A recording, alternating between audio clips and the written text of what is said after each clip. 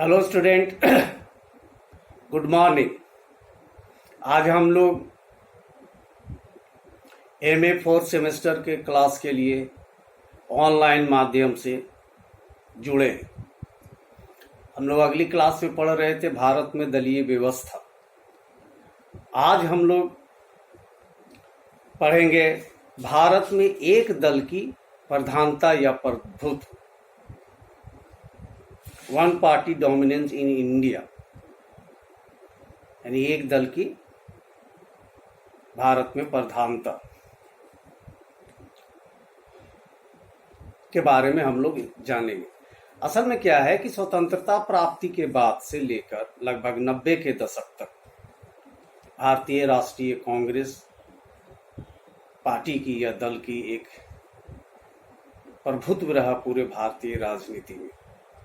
उस दरमियान कुछ समय पर 67 में 77 में कुछ समय उसकी प्रभुत्व को चुनौती मिली थोड़े थोड़े समय के लिए, लेकिन शुरू से लेकर तक उस वक्त से लेकर 90 के आसपास तक एक दलीय प्रभुत्व के रूप में जो प्रभाव रहा भारतीय राजनीतिक व्यवस्था के अंदर, उसमें भारतीय राष्ट्रीय कांग्रेस पार्टी के ही प्रभुत्व का वर्णन किया जाता है। तो हम लोग जानने की कोशिश करेंगे कि ऐसा क्या कारण था जिसके वजह से ये स्थितियां बनी रही। आमतौर पर हमारे यहाँ जो बहुदलीय प्रणाली है वो पश्चिमी देशों से अलग है, जैसे कि फ्रांस में है, उससे थोड़ा अलग है। इसमें कोई संदेह नहीं है कि भारत में अनेक दल चुनाव में भाग लेते हैं, परंतु 1967 से पहले तक केंद्र तथा राज्यों में कांग्रेस की प्रधानता रही। 1967 के चुनाव में कांग्रेस को राज्यों में इतनी अधिक सफलता न मिली, जिसके फलस्वरूप कई राज्यों में गैर कांग्रेसी मंत्रिमंडलों का निर्माण हुआ। लेकिन गैर कांग्रेसी नेता नासमझ निकले कि उन्होंने इस सुनहरी अवसर का, यानी इस जो मौका मिला, उसका लाभ उठाने की अपेक्षा अपने आप में हानि ही पहुंचाने की काम किया। उन्होंने जनता की भलाई ना करके अपने स्वार्थों की पूर्ति करने की कोशिश की। इसलिए गैर कांग्रेसी सरकारें अधिक समय तक नहीं चल सकी। श्रीमती इंदिरा गांधी ने 1971 में मध्यवर्तीय चुनाव करवाए, जिसमें इंदिरा कांग्रेस को इतनी अधिक सफलता मिली कि कांग्रेस से पहले से भी कहीं अधिक शक्तिशाली हो गई। यानी कि उस वक्त उनको इतना जबरदस्त मैंडेट या बहुमत मिला कि वो कांग्रेस पहले से भी ज्यादा शक्तिशाली हो गई। लोकसभा में कांग्रेस को 352 स्थान प्राप्त हुए और 19 राज्यों में से कई राज्यों में विधानसभाओं के लिए भी चुनाव हुए और इन सबों चुनावों में कांग्रेस को भारी बहुमत प्राप्त हुआ। बचे राज्यों में 1972 में चुनाव हुए और गोवा, मणिपुर तथा मेघालय को छोड़कर अन्य सभी राज्यों में कांग्रेस को बहुमत प्राप्त हुआ।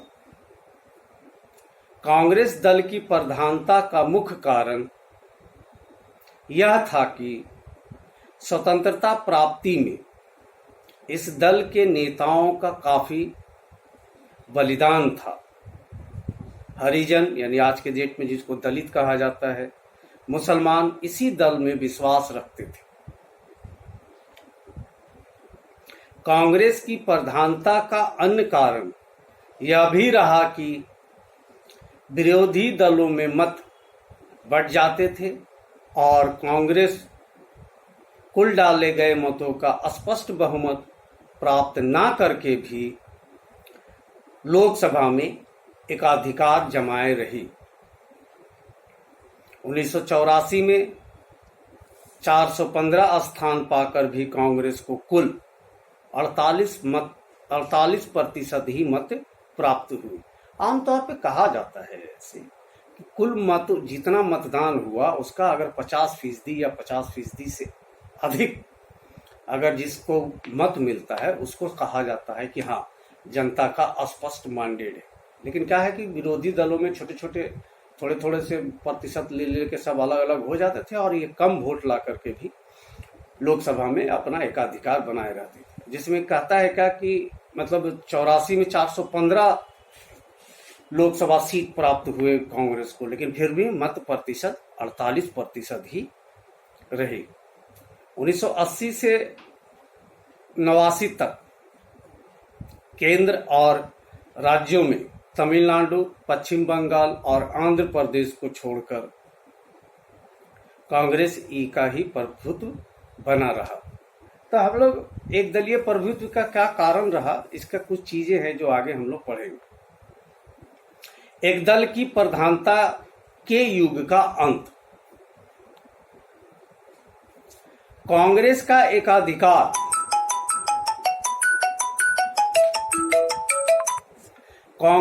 एकाधिकार जनता पार्टी की स्थापना से समाप्त हो गया। मार्च 1977 के लोकसभा चुनाव में कांग्रेस को केवल 158 स्थान मिले, जबकि जनता पार्टी को 272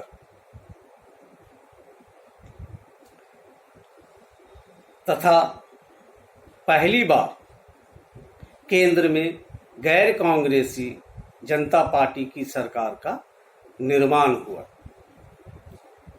जून 1977 में 10 राज्यों के चुनाव में 7 राज्यों में जनता पार्टी की सरकार बनी।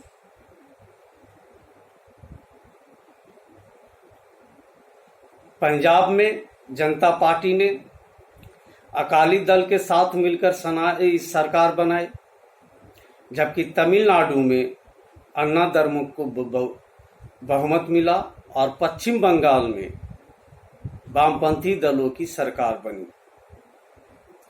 इस प्रकार 10 राज्यों में से किसी भी राज्य में कांग्रेस की सरकार नहीं बनी, जबकि चुनाव से पहले 10 में से 9 राज्यों में कांग्रेस की ही सरकार थी। परंतु जनता पार्टी 5 वर्ष तक शासन नहीं कर सकी। 1980 के लोकसभा चुनाव में कांग्रेस ही को भारी सफलता मिली।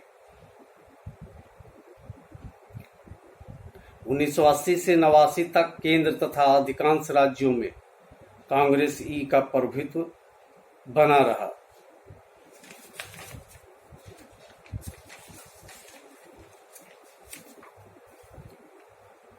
कांग्रेसी की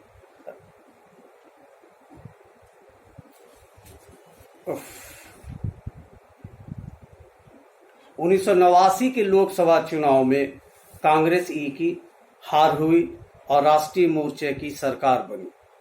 नवंबर 1989 और 90 में हुए राज्यों की विधानसभाओं की चुनाव के बाद कांग्रेस की प्रधानता समाप्त हो गई और 91 के लोकसभा चुनाव में किसी भी दल को बहुमत प्राप्त नहीं हुआ।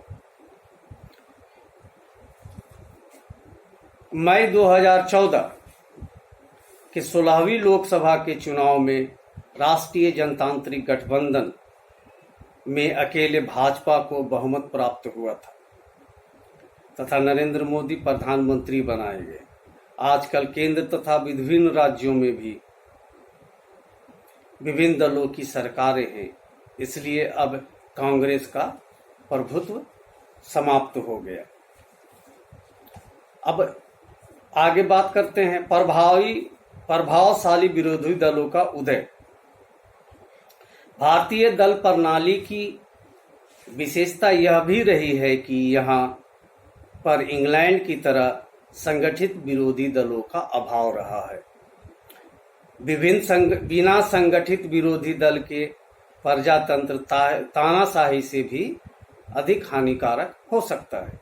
लेकिन भारत में 1969 तक संगठित विरोधी दल का अभाव रहा।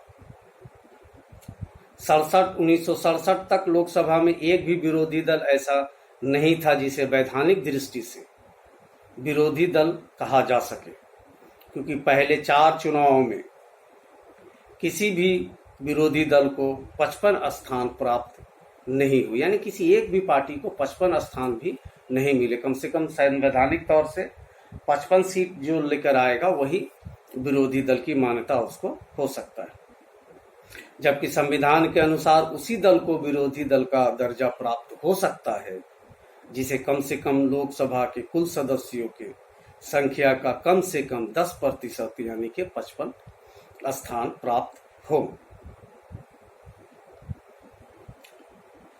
जनवरी 1977 में जनता पार्टी को स्पष्ट बहुमत प्राप्त हुआ और इस प्रकार कांग्रेस की हार से संगठित विरोधी दल का उदय हुआ। 1989 के लोकसभा के चुनाव में कांग्रेस की हार हुई और कांग्रेस की लोकसभा में विरोधी दल बनी। 1991 के चुनाव में भारतीय जनता पार्टी को विपक्षी दल के रूप में मान्यता दी गई। 2004 तथा 2009 14वीं और 15वीं लोकसभा में कांग्रेस गठबंधन की सरकार बनने के बाद पुनः भाजपा विरोधी दल बनी। अप्रैल मई 2014 के 16वीं लोकसभा चुनाव में भारतीय जनता पार्टी एवं उसकी सहयोगी दल के नेतृत्व में श्री नरेंद्र मोदी की सरकार बनी तथा किसी भी विपक्षी दल को लोकसभा में 55 स्थान नहीं मिलने के कारण विपक्षी दल को नेता के रूप में मान्यता नहीं मिली। अब आगे हम लोग बात करते हैं चुनाव आयोग के पास राजनीतिक दलों का पंजीकरण। चुनाव व्यवस्था में सुधार करने के लिए दिसंबर 1988 में संसद में 1991 के जनप्रतिनिधि कानून में संशोधन किया गया। इस संशोधन के अनुसार राजनीतिक दल बनाने के लिए चुनाव आयोग के पास पंजीकरण करवाना अनिवार्य है।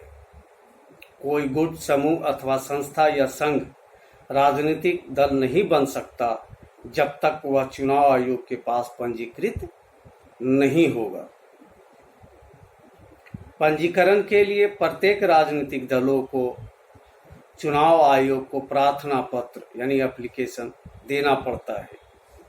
ऐसे प्रार्थना पत्र पर राजनीतिक दल के अध्यक्ष के हस्ताक्षर होते हैं, सिग्नेचर होते हैं और प्रार्थना पत्र में दल के नाम, पदाधिकारियों के नाम, संसद तथा राज्य विधानसभाओं में सदस्यों की संख्या आदि देनी पड़ती है। प्रार्थना पत्र के साथ साथ राजनीतिक दल के संविधान के प्रति लगाव आवश्यक है। उन्हीं दलों का पंजीकरण हो सकता है जिन्होंने अपने संविधान में स्पष्ट लिखा है कि वे देश के संविधान, समाजवाद, धर्मनिरपेक्षता तथा लोकतंत्र की प्रति आस्था रखते हैं। और एक दलीय प्रभुत्व का होने का कारण क्या है? प्रादेशिक दलों का होना यानी कि क्षेत्रीय दलों का होना। क्षेत्रीय दलों का होना, प्रादेशिक दलों का होना। भारतीय दलीय प्रणाली की महत्वपूर्ण विशेषता प्रादेशिक दलों का होना है।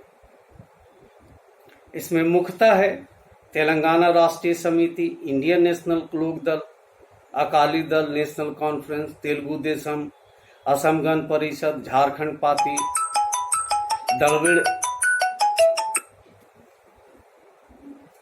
दलविड़ मुन्नेर कर्णम, अन्ना दलविड़ मुन्नेर कर्णम, मिजोरम नेशनल फ्रंट आदि।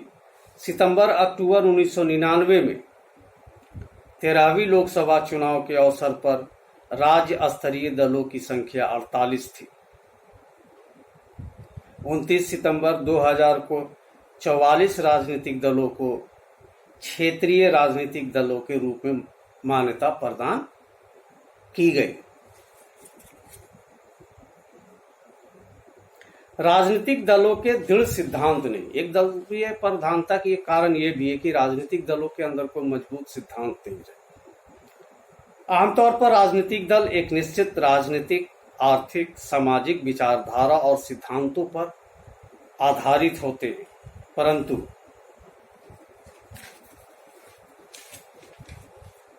भारत में एक दूसरे के अतिरिक्त सभी दलों की ना तो कोई निश्चित विचारधारा है और ना ही दृढ़ सिद्धांत।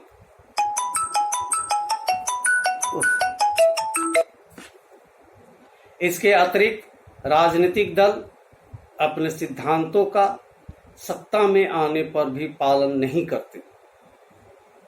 अपने हितों के लिए राजनीतिक दल जब चाहें अपनी नीतियों और सिद्धांतों में परिवर्तन कर लेते हैं। राजनीतिक दल राजनीतिक लाभ के लिए अपने सिद्धांतों का बलिदान करने में बिल्कुल संकोच नहीं करते। तो ये थे एक दलीय पर भारत में एक दलीय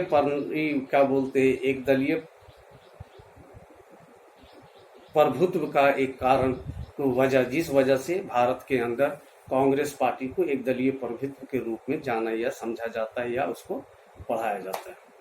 फिर चलिए अगले क्लास में, आज के लिए बस इतना ही।